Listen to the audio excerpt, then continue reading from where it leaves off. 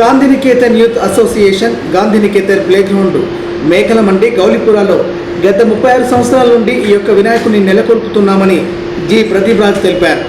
ఎవరి దగ్గర ఎలాంటి చందా వసూలు చేయకుండా 69 మంది యువకులను కలిసి వినాయకుని నెలకొల్పుతున్నామని తెలియజేశారు.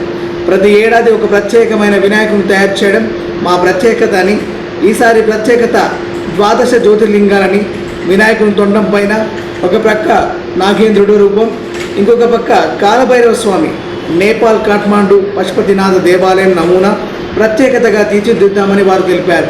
సభ్యులు మహేందర్, వెంకటేష్ గౌడ్, సుధాకర్ ఇంకా మిత్రులందరం కలిసి పాల్గొన్నామని తెలియజేశారు.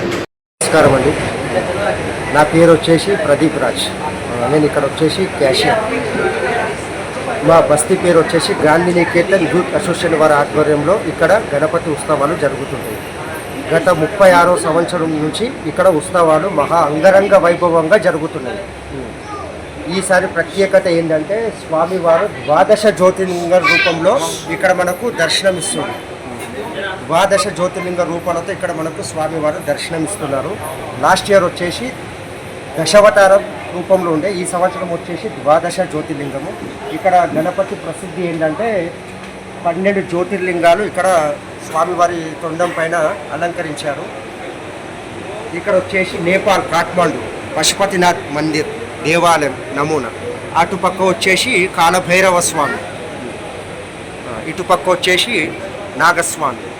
ఇక్కడ ఈ గణపతి ప్రత్యేకత ఏంటంటే ఇక్కడ లడ్డు వచ్చేసి 2 లడ్లు వేలంపాట పెడతాము.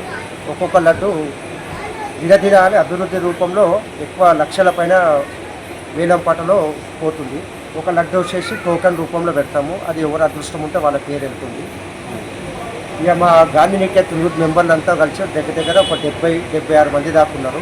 ఎలాంటి చందలు చేసుకోము, మేమంతలో మేమే ఎంతో డబ్బులు కూడబెట్టుకొని తయారు చేసుకొని సెట్టింగ్ చేసుకుంటాము.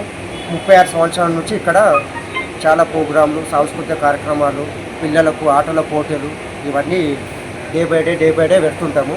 ఈరోజు అన్నప్రసాద కార్యక్రమం జరిగింది. ఇక పబ్లిక్ చాలా అంగరంగ వైభవంగా వచ్చి స్వామివారి తీర్థప్రసాదాలు స్వీకరించారు.